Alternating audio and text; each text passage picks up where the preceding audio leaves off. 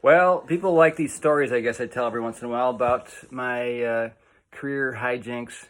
Some of it cool, some of it not so cool. A long time ago, back many years ago, almost 40 years ago, I played on a cruise ship. Did a gig for about 4 months. That's all we could stand.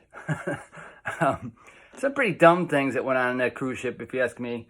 One of them was the stupidest ever. They had at that time in TV in each room and they had movies that played. It was before the internet, so they played selected movies and everybody could watch them at night if they wanted in their cabin.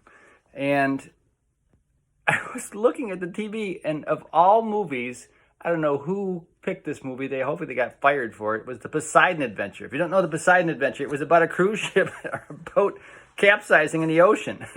It's like, who picked this one to watch on a cruise ship? How dumb is that? Yes, it was popular today, but it's pretty dumb. I did have some memorable times on that cruise ship, though. We did the same tour, a week-long trip out of Los Angeles and went down into Mexico and back. It was a week-long cruise. And every Friday on the way back, we'd be going against the current and be more waves, big waves. Not heavy seas, but the boat would do this. And when you're playing in a lounge for people dancing, that's pretty interesting. Everybody's dancing along, and all of a sudden the boat hits a wave, and the whole dance floor, goes, whoa! Everybody steps this way. The whole dance floor, everybody's together, like they had choreographed it ahead of time. That was kind of funny. And our drummer could never stand this. He had a weak stomach, and in the middle of the song, he'd throw his sticks down and run to the bathroom and throw up. So cruising is not for everyone. The other thing I didn't like about the cruise industry, at least that cruise line, I won't name it, was they forced us to play commercial corn. Even if the audience was requesting other kinds of music. One time, a high school band had sold candy to go on this trip to Mexico and play, I guess, and ride on this cruise ship. And they were the only ones in the lounge, these high school kids, and they wanted to hear a weather report tune. So me being, we are all jazz fusion guys. The keyboard player plays in the Rippingtons today, Bill Heller.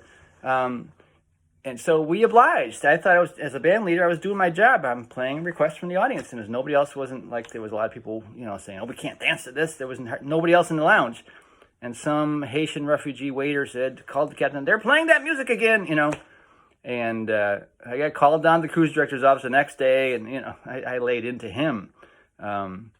I was a young man and said, "Look, if you don't want me to do my job, just get me off this boat." Is what's coming. I didn't say that directly, but I did. I was pretty firm with him, and he said, "Look, man, I just want you to play commercial corn, no matter what." It was like, all right. And we knew our days were numbered, and we were getting more and more trouble. And it was like high school.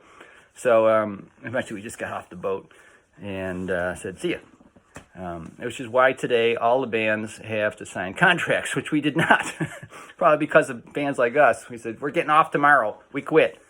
So anyway, gigs are out there, and they can be interesting, good memories. And I only played on that gig 15 hours a week and got paid overtime for anything over that. How do you like that?